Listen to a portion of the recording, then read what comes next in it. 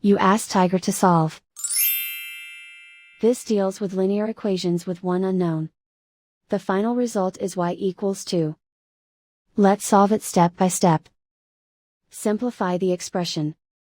Expand the parentheses. Simplify the arithmetic. Group like terms. Combine like terms. Group all constants on the right side of the equation. Add 28 to both sides. Simplify the arithmetic.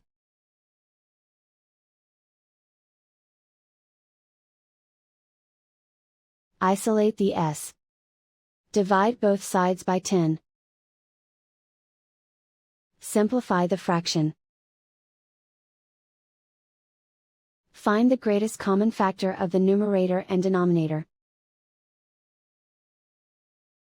Factor out and cancel the greatest common factor. And so the final result is y equals 2.